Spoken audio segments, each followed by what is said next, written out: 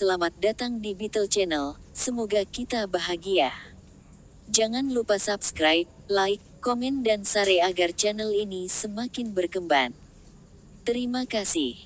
Bab 764. Aku sudah membeli kapal pesiar dan mobil. Selain itu, aku juga menghabiskan beberapa puluh ribu dolar setiap kali aku keluar, kata Henry dengan nada menyesal. Setelah Sena terdaftar, proses penempatan internal akan dilakukan. Dengan kata lain, saham akan dijual terlebih dahulu kepada pembeli internal. Ketika Sena terdaftar secara publik, mereka kemudian dapat menjual saham mereka sesuai dengan harga pasar. Transaksi seperti ini biasanya menghasilkan keuntungan kecuali saham yang mereka miliki tidak berharga sehingga menyebabkan harga daftar publik turun di bawah harga pembukaan. Dalam hal ini, kerugian besar akan terjadi. Namun, insiden seperti itu jarang terjadi. Lagi pula, tidak mungkin saham perusahaan asing yang layak dicatatkan di Nasdaq menjadi tidak berharga. Lebih jauh, siapapun yang memiliki wawasan yang baik dapat mengatakan bahwa Sena pasti memiliki prospek untuk menjadi investasi yang menguntungkan. Tentu saja, Jasper tidak melupakan Henry ketika peluang bagus untuk mendapatkan kekayaan ini muncul. Jasper memberi keluarga Lau kuota Praipo sebesar 200 juta dolar. Sementara itu, Kaiden Langdon mendapat alokasi kuota 100 juta dolar sesuai kesepakatan mereka sebelumnya. Tentu saja, dia juga tidak melupakan Suler Corporation. Dawson Suler juga mendapat alokasi kuota sebesar 200 juta dolar. Sedangkan yang lain, Jasper berniat melepaskan kuota 50 juta dolar untuk karyawan veteran perusahaan. Misalnya, Hudson Moore dan timnya yang telah bekerja di bawahnya untuk waktu yang lama dan telah menghadapi perjuangan yang tak terhitung jumlahnya sepanjang waktu mereka bersamanya. Namun, sepertinya mereka tidak memiliki banyak kesempatan untuk menuai keuntungan atau kekayaan. Meskipun Jasper membayar mereka dengan gaji yang di atas standar industri, ini tidak menghentikannya untuk memberi mereka berbagai manfaat atas kerja keras mereka. Sedangkan Henry Lau, Jasper selalu memberinya perlakuan khusus. Selain kuota Praipo keluarga Lau, Jasper telah berjanji kepada Henry bahwa dia akan mengalokasikan sahamnya setara dengan jumlah berapapun yang dapat dia kumpulkan. Namun, Henry tidak bermain dengan baik. Tabungannya hanya berjumlah 30 juta dolar Harbor. Menurut nilai tukar mata uang pada saat itu, nilainya hanya sekitar 28 juta dolar Somer. Sebaiknya kau menyerah saja. Aku akan membantumu mengumpulkannya hingga 50 juta dolar, kata Jasper. Kepalanya pusing saat memikirkannya. Henry menatap Jasper dengan tatapan kosong. Berapa banyak yang bisa aku hasilkan kalau begitu? Dia bertanya. Jangan khawatir, kau pasti bisa mendapatkan jet pribadi, kata Jasper yang Henry langsung heboh. Tentu, aku akan ikut denganmu ke Amerika Serikat untuk daftar itu. Aku sudah ke sana berkali-kali sebelumnya, tetapi aku belum pernah melihat bel di Wall Street dibunyikan sebelumnya, katanya. Tidak masalah. Apakah semua masalah di taman hiburan telah diselesaikan? Tanya Jasper. Semuanya sudah diselesaikan. Hanya ada beberapa masalah kecil yang tersisa, tetapi hal-hal seperti memilih materi dan mengirimkannya untuk persetujuan tidak memerlukan keterlibatanku, kata Henry dengan ekspresi dingin di wajahnya. Jasper tertawa. Tentu saja, aku akan memberitahumu nanti ketika saatnya tiba. Kemungkinan dalam beberapa hari ke depan, katanya. Setelah melalui semuanya, Jasper tiba-tiba menyadari sesuatu yang tampak agak aneh. Ketika perusahaan lain terdaftar, mereka biasanya khawatir tidak dapat menjual semua saham yang dialokasikan di bawah kuota Praipo mereka, dan mereka biasanya memiliki sejumlah besar saham karena hal ini. Namun, kuota Praipo yang disiapkan Jasper tidak mencukupi untuk memenuhi permintaan saat ini. Seperti yang terjadi, kuota Henry sebesar 50 juta dolar, kuota keluarga Lau sebesar 200 juta dolar, kuota Dawson Suler sebesar 200 juta dolar, kuota Langdon sebesar 100 juta dolar, dan kuota 50 juta dolar yang Dialokasikan untuk veteran perusahaan, semua karyawan telah dikonfirmasi. Kuota total 600 juta dolar sudah dipenuhi oleh orang-orang ini saja. Tuan Line, aku sarankan untuk tidak mengizinkan alokasi PRIP 0 lagi, Malibu menawarkan sarannya kepada Jasper. Kuota PRIPO sebesar 600 juta dolar sudah dianggap berlebihan karena ini akan diperhitungkan terhadap total modal saham di masa depan. Jika meningkat lebih jauh, terlalu banyak saham yang akan dicairkan sekaligus saat pasar dibuka, dan ini akan berdampak pada harga saham. Jasper mengangguk mengerti saat dia mengingat ucapan Malibu. Begitu harga saham stabil, kuota PRIPO sebesar 600 juta dolar pasti akan dicairkan. Jika terlalu banyak saham yang dicairkan secara bersamaan, harga saham Sena memang akan terpengaruh. Jika itu terjadi, mereka mungkin mendapat pukulan berat. Jasper baru saja menyelesaikan diskusinya dengan Malibu ketika teleponnya berdering. Dia menerima telepon dari seseorang yang tidak terduga. Itu adalah telepon dari Gail Hurlbut. Pak Tua Hurlbut, bagaimana kabarmu akhir-akhir ini? Dia tetap hormat ketika berbicara dengan pemimpin fraksi pedagang Sander. Tawa Gail terdengar dari ujung telepon. Kau cukup aktif baru-baru ini, bocah licik. Tidak bisakah kau menahan sesuatu sebentar? Dia bertanya dengan bercanda. Ada terlalu banyak serigala yang mengejarku dari belakang. Aku tidak bisa berhenti sekarang. Bab 765. Jika aku menahannya sekarang, aku khawatir mereka akan menelanku sepenuhnya, jawab Jasper dengan nada kontemplatif. Gail geli dengan metafora Jasper. Kau berlebihan. Kau sekarang menjadi jagoan populer dalam lingkaran keuangan domestik.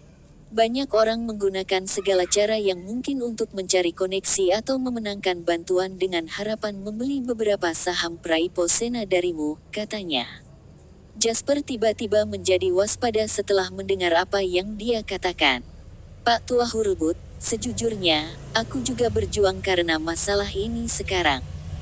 Kuota PRIPO terbatas. Keluarga Lau menginginkan sebagian, dan ayah mertuaku juga menginginkannya. Aku juga telah mengalokasikan sebagian ke keluarga Langdon Kota Harbor, katanya. Aku tidak bisa menolak permintaan mereka. Dengan permintaan yang datang satu demi satu, tidak cukup semua. Kuota di tanganku sudah habis, tambahnya. Gail bersenandung dan berkata, kau memang bocah licik. Jangan khawatir, aku tidak tertarik dengan bisnis seperti itu. Aku tidak meminta apapun darimu. Setelah mendengar apa yang dia katakan, Jasper merasa lega. Jika Gail mengabaikan reputasinya dan bersikeras mengambil beberapa saham yang dialokasikan kembali, mustahil bagi Jasper untuk menolak permintaannya. Bagaimanapun, keduanya telah berbagi hubungan kolaboratif yang menyenangkan sebelum ini karena senior tua terkemuka seperti Gail Hurlbut mengatakan bahwa dia tidak menginginkan saham pra-pendaftaran. Jasper tidak membantah. Meski begitu, Jasper tidak keberatan memintanya lagi untuk sopan santun. Tidak, jika kau menginginkannya, aku akan mengalokasikan sebagian untukmu terlepas dari situasinya, kata Jasper. Trik itu tidak berhasil padaku. Kau bocah licik. Gail tahu bahwa Jasper memberinya tawaran karena sopan santun karena dia baru menyadari situasinya. Karena itu, dia sama sekali tidak percaya padanya. Karena Jasper masih belum mengerti niatnya, Gail langsung ke intinya. Baiklah, aku akan memberitahumu semuanya dengan jujur. Awalnya, beberapa anggota fraksi pedagang Sander yang terlibat dalam investasi keuangan ingin membantumu setelah mereka mengetahui bahwa saham Sena akan terdaftar secara publik, katanya. Namun, aku meminta mereka untuk tidak bergabung karena kau sudah mendapat dukungan dari keluarga terkemuka seperti keluarga Lau dan keluarga Langdon. Ekspresi menyesal terbentuk di wajah Jasper setelah dia mendengar ini. Tolong ucapkan terima kasih atas namaku. Tidak mungkin untuk mengalokasikan lebih banyak saham kepada siapapun sekarang. Kami akan bekerja sama jika ada kesempatan di masa depan. Kami akan mendapatkan banyak uang bersama-sama, katanya. Gail setuju dengannya dengan riang. Mereka berdua bertukar beberapa kata lagi sebelum menutup panggilan. Setelah meletakkan telepon, Gail Hurlbut bangkit dari kursi berlengan di ruang kerjanya. Dia mendengus dan mengutuk keras dengan senyum di wajahnya. Bocah licik ini selalu menggunakan keluarga Lau dan Langdon untuk mengusir orang. Apa kau takut aku akan melahapmu? Sungguh pria yang kurang ajar dan pengecut, katanya. Pada saat yang sama, Jasper mendengus keras di kantornya juga. Rubah tua ini tidak tahu apa-apa tentang harga diri. Mengapa dia menjadi orang yang sangat sibuk di usia yang begitu tua? Terbukti bahwa berita tentang daftar publik Sena berdampak besar pada industri keuangan, bahkan seseorang seperti Gail Hurlbut ditugaskan untuk meminta alokasi saham dari Jasper. Banyak orang hanya bisa melihat Sena terdaftar tanpa bisa ikut karena mereka tidak bisa menyentuh saham yang telah dialokasikan sebelumnya. Mereka semua sangat menyesal karena melewatkan kesempatan bagus seperti ini. Perdagangan tanpa risiko sangat jarang terjadi dalam industri keuangan. Namun, semua orang yakin bahwa mereka akan mendapatkan keuntungan yang stabil dengan membeli saham Sena. Gelombang pasang naik saat Sena, yang dampaknya baru saja menjungkir balikkan industri internet, menyebabkan seluruh lingkaran keuangan menjadi gelisah sekali lagi. Banyak orang yang fokus pada langkah selanjutnya yang Sena ingin ambil. Orang-orang juga menunggu Sena untuk mengumumkan rencana spesifik untuk daftar perusahaan. Di tengah kekacauan yang mengamuk, William adalah orang yang paling kesal di luar sana. William, yang mengira dia bisa berhasil mengalahkan Jasper Lynne dan Celine Maynard kali ini, duduk di kantornya dengan ekspresi sedih di wajahnya. Tanda tangani, kata Celine sambil meletakkan dokumen investigasi di hadapannya. William melirik dokumen investigasi dan mencibir. Nona Maynard, kau cukup terampil. Kau benar-benar berhasil membujuk ketua untuk menggunakan hak vetonya dan berhasil melanjutkan daftar Sena meskipun menyinggung 3 direktur, katanya. Celine berkata dengan tenang, siapapun dapat mengatakan bahwa kolaborasi Colossal Investments dengan Sena akan menghasilkan keuntungan bagi kedua belah pihak. Apa kau pikir bisa menghentikanku dengan tipuanmu itu? Tertawa dingin, William menjawab, jangan lupa bahwa kau masih dalam penyelidikan. Meskipun kau telah melewati penyelidikan regional Terra, kau masih harus menghadapi peninjauan langsung. Setelah kembali ke markas, aku tidak pernah merugikan kepentingan Colossal Investments, aku juga tidak menerima suap dari siapapun sejak aku bergabung dengan perusahaan. Apa kau pikir aku takut diselidiki? Celine bertanfa dengan suara keras. Apa kau akan menandatangani dokumen ini? Jika tidak, katakan padaku sekarang. Aku tidak perlu membuang waktu di sini. William mengambil penanya dan menandatangani dokumen itu dengan ekspresi kosong. Dia kemudian mendorongnya kembali ke Celine. Jangan beritahu aku apakah kau sudah melakukannya atau belum. Beritahu saja tim investigasi, katanya dingin, kau dan Jasper seharusnya tidak terlalu bangga pada dirimu sendiri sekarang. Meski Sena akan terdaftar, harga pembukaannya belum diketahui, aku dengar kau berjanji untuk menarik diri dari sektor keuangan dan memberi kompensasi kepada bank dengan jumlah yang setara dengan komisi 3 kali lipat jika harga saham di bawah $100 as, godanya. Aku benar-benar ingin tahu apakah Jasper sehebat itu diranjang, sampai-sampai kau bersedia membayar harga setinggi itu untuk melindungi kepentingannya. Begitu William selesai berbicara, Celine menuangkan secangkir kopi panas ke atasnya. William berteriak dan melompat setelah basah kuyup dengan kopi. Dia menamparkan wajahnya, yang telah tersiram air kopi panas, berulang kali. Jalang, apa yang kau lakukan? William berteriak dengan marah. Celine menatap William dengan dingin.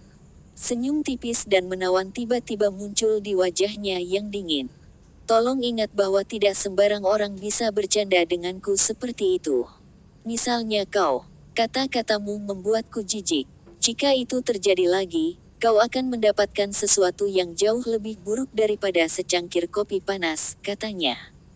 Setelah itu, Celine mengambil dokumen itu, berbalik, dan pergi dengan anggun, meninggalkan William yang berteriak marah di kantor. Setelah kembali ke kantornya sendiri, Celine menenangkan dirinya dan bersandar di kursi dengan kelelahan. Dia kemudian menutup matanya untuk tidur sebentar. Dia tidak tahu berapa lama waktu telah berlalu ketika dia terbangun oleh suara pintu terbuka. Dia duduk tegak dalam waktu singkat dan menyusun ulang dirinya untuk sekali lagi menampilkan sikap seorang wanita yang kuat dan cakap di dunia kerja. Celine menghela napas lega ketika dia menyadari bahwa itu adalah sekretaris barunya yang memasuki ruangan. "Apakah ada sesuatu yang mendesak, Mary?" Dia bertanya. Sebagai sekretaris baru Celine, Mary Jones mengagumi wanita kuat yang dia idolakan dari lubuk hatinya. "Nona Maynard, tim investigasi telah pergi hari ini. Aku hanya ingin bertanya tentang jadwal kerja kita besok," katanya sopan. Bab 766. "Batalkan semuanya," kata Celine dengan lambaian tangannya. "Aku akan segera kembali ke New York. Prioritasku saat ini adalah membuat Sena berhasil terdaftar. Selain itu, aku harus diperiksa oleh kantor pusat di New York," tambahnya. Mary mengangguk. Setelah beberapa saat, dia mengumpulkan keberaniannya dan berkata, "Nona Maynard, apakah pantas melakukan ini? Aku mendengar bahwa..." "Apa yang kau dengar? Apa kau mendengar bahwa ada sesuatu yang terjadi antara Jasper Lane dan aku? Apakah aku kekasihnya? Atau apakah Jasper Lane menawarkan aku banyak keuntungan sehingga aku membantunya?" Celine bertanya dengan geli. Ekspresi tegang gugup muncul di wajah Mary. "Tidak, aku tidak percaya rumor yang beredar di perusahaan. Namun, kau memiliki terlalu banyak hal, Nona Maynard," katanya cemas. Celine terkekeh dan berkata, "Baiklah, ini bukan urusanmu. Kau bisa pulang sekarang." Mary berbalik untuk pergi setelah mengangguk sebagai jawaban. Celine duduk sendirian di ruang kantornya yang gelap dan menatap lampu warna-warni kota di bawah. Dia diliputi rasa kesepian yang tak bisa dijelaskan. Dia mengeluarkan ponselnya dan menelepon Jasper. Saat panggilan itu berhasil, dan senyum cerah terbentuk di bibirnya, membasuh semua kelelahan dan kesepiannya. "Hei, sudah beberapa hari tetapi kau bahkan tidak repot-repot menelepon. Bukankah kau mengatakan bahwa kau akan merindukanku?" Ribuan mil jauhnya, Jasper mengadakan pertemuan dengan Jack Tanner dan para eksekutif Sena lainnya. Dia memberi isyarat agar mereka melanjutkan pertemuan dan berjalan keluar dari ruang pertemuan. "Aku sibuk. Selain itu, kau pastinya sibuk beberapa hari terakhir ini juga. Bagaimanapun, kita akan segera bertemu," katanya sambil tertawa. Begitu bajingan mendapatkan apa yang diinginkannya, mereka biasanya menggunakan pekerjaan sebagai alasan untuk tidak menelepon, kata Celine bercanda. Meskipun mereka berbicara melalui telepon, Jasper dapat membayangkan ekspresi mempesona dan menawan di wajah Celine sekarang. Dia bisa membayangkan bagaimana dia tersenyum menggoda padanya sambil memasang tatapan provokatif padanya saat dia berbicara.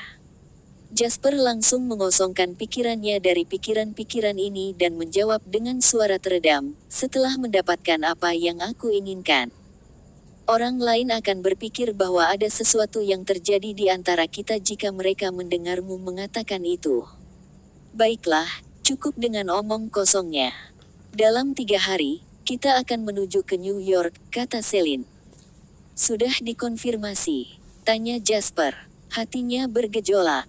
Meskipun dia telah mempersiapkannya untuk beberapa waktu, dia tetap bersemangat ketika saat itu akhirnya tiba. "Sudah dikonfirmasi," kata Celine sambil terkekeh pelan. "Aku punya firasat bahwa kau akan bersinar lebih terang sejak Sena terdaftar. Semua orang akan memandangmu dalam semua kemuliaanmu yang mempesona," katanya dengan nada rumit. "Apakah kau sebelumnya terlibat dalam pemasaran multi-level?" Kata-kata Jasper menyebabkan Celine menutup telepon dengan marah. Celine menatap pemandangan malam dengan suasana hati yang sama sekali berbeda dibandingkan dengan beberapa menit yang lalu. Dia tiba-tiba tertawa terbahak-bahak setelah menutup telepon. Senyumnya adalah lambang kecantikan yang tak tertandingi. Senyumnya yang fatal dan memikat bisa menggerakkan hati siapapun. Namun, Tidak ada yang memiliki kesempatan untuk menghargai pemandangan senyumnya. Setelah kembali ke ruang rapat dengan puas, Jasper mengetuk meja dan memberi isyarat agar Jack menghentikan diskusi. Dia menatap para eksekutif Sena, yang menatapnya dengan tatapan berbinar dan tatapan antisipasi. Tiba-tiba, dia tertawa terbahak-bahak dan berkata, "Dalam 3 hari, semua eksekutif akan naik penerbangan charteran ke New York. Perusahaan akan membayar semuanya." Iya, hidup Sena. Semua orang di kantor merayakan dengan ledakan kegembiraan. Para eksekutif, yang telah melalui perjuangan yang tak terhitung jumlahnya dan saat ini berusia 40-an, sama gembiranya seperti anak-anak sekarang.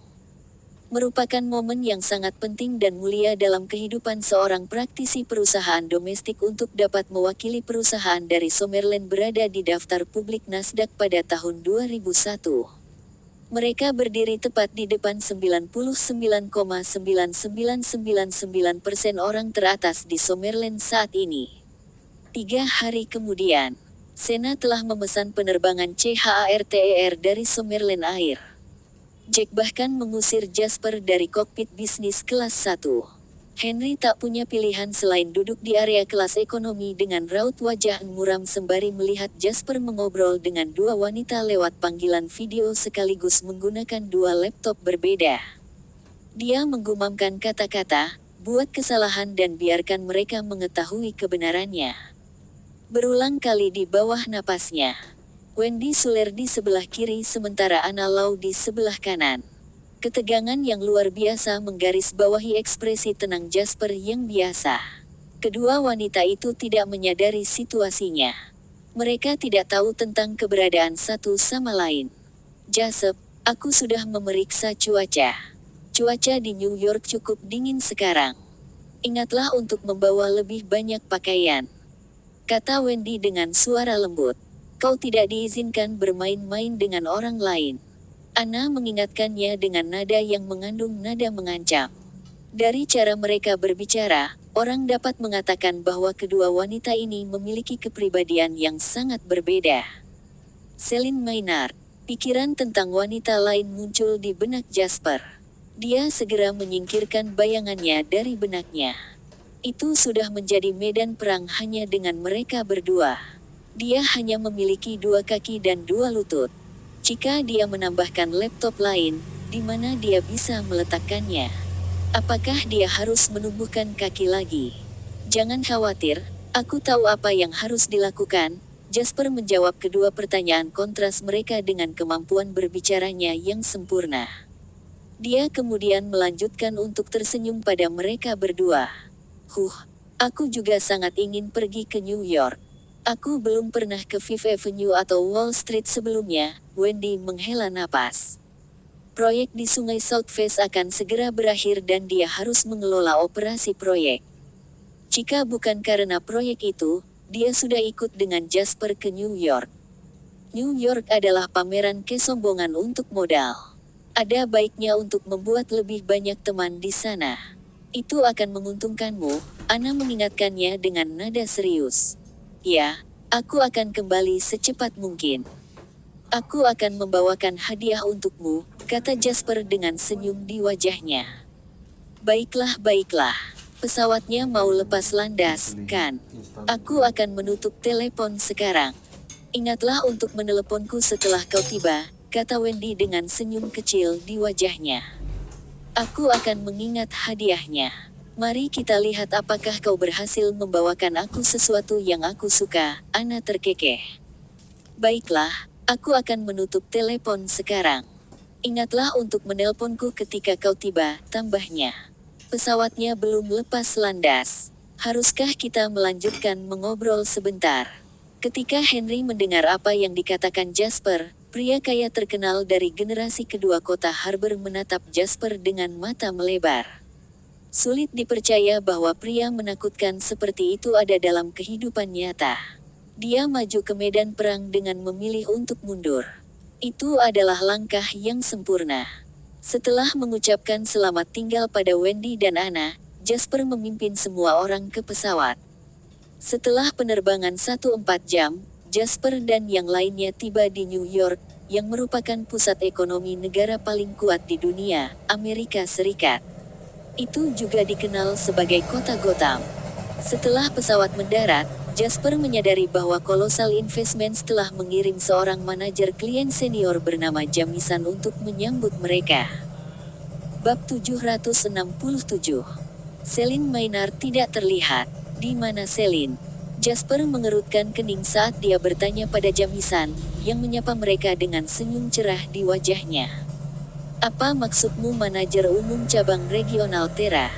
Dia tidak bisa datang karena dia sedang sibuk dengan sesuatu saat ini, jadi dia memintaku untuk menyambutmu atas namanya. Selain itu, aku juga akan bertanggung jawab untuk menghubungimu tentang segala sesuatu yang berkaitan dengan rangkaian pekerjaan serah terima yang perlu dilakukan untuk daftar publik Sena, kata Jamison sopan. Jasper menghentikan langkahnya setelah mendengarkan apa yang dia katakan. Dia menatap Jamison dengan penuh perhatian dan bertanya, apakah Colossal Investments mendukung tindakan mencuri hasil kerja orang lain? Jasper tahu bahwa Colossal Investments memandang kolaborasi mereka dengan Sena sebagai kasus prioritas tinggi bagi perusahaan. Banyak orang pasti iri dengan kasus yang menghasilkan banyak keuntungan seperti yang dilakukan dengan daftar publik Sena. Jasper khawatir Celine akan terkubur oleh perebutan kekuasaan yang terjadi di dalam Colossal Investments, dan bahwa orang lain akan mengambil semua pujian untuk pekerjaannya. Jika itu masalahnya, dia perlu berbicara dengan Colossal Investments. Jamison sedikit terkejut. Jelas, dia tidak mengerti apa yang dimaksud Jasper dengan mencuri hasil kerja orang lain, karena itu adalah idiom yang biasanya digunakan secara eksklusif di Summerland. Namun, setelah asistennya menjelaskan kepadanya, dia langsung menjawab Jasper, Tuan Lane, kau pasti salah paham. Aku hanya bertugas menyambutmu dan mengakomodasi kebutuhan dan pertanyaanmu ke bank investasi. Nona Maynard masih bertanggung jawab secara spesifik. Dia saat ini terjebak di markas besar Colossal Investments karena masalah yang mendesak. Dia akan kembali setelah dia selesai menangani masalah ini, jelasnya.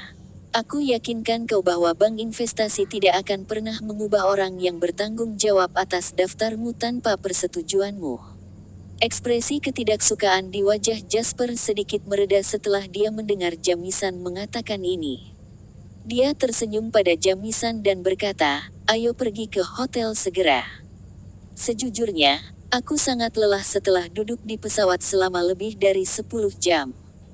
Jamison sangat gugup setelah dia melihat betapa cepatnya ekspresi Jasper berubah.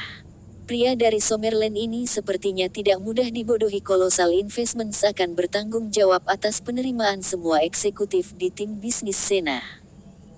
Dengan demikian, Colossal Investments telah menghabiskan banyak uang untuk mengakomodasi kebutuhan mereka. Penginapan yang mereka atur untuk Jasper dan timnya adalah Doubletree by Hilton Hotel, yang letaknya bersebelahan dengan Wall Street. Jasper dan Jack masing-masing memiliki suite presiden untuk diri mereka sendiri sedangkan eksekutif lainnya masing-masing dialokasikan ke suite mewah. Dalam hal biaya akomodasi saja, pengeluaran harian mereka melebihi $10.000 AS. Namun, jumlah uang ini hampir tidak berarti apa-apa untuk Colossal Investments. Tidak lama setelah tiba di hotel, Jamison pergi ke kamar Jasper. Tuan Lane, sesuai jadwal, kau dan tim bisa istirahat untuk sementara waktu. Kami akan mengadakan perjamuan untuk kalian semua di malam hari. Aku akan memberitahumu sebelumnya. Jasper mengangguk dan berkata, kalau begitu, aku minta maaf telah merepotkanmu. Senyum tipis terbentuk di bibir Jamison saat dia membungkuk ke arah Jasper, merupakan kehormatan bagiku untuk melayanimu, katanya. Setelah berbicara, Jamison berjalan keluar dari ruangan dengan cepat. Jasper duduk di sofa dan merenungkan sesuatu. Dia kemudian membuat panggilan telepon ke Celine. Terlepas dari situasinya, dia sudah tiba di New York, tetapi Celine belum menunjukkan dirinya. Karena itu, Jasper merasa ada yang tidak beres.